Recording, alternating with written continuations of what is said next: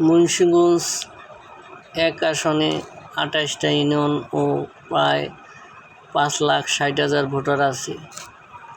আমার মতে ৭টা ইউনিয়ন নিয়ে একটি থানা হওয়া উচিত, যেখানে 2টা থানা আছে।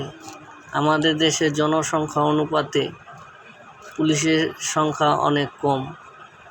অন্যান্য দেশে সার্কভুক্ত দেশের তুলনায় হিসাব করলে দেখা গেল পুলিশ বাহিনীর সংখ্যা কম।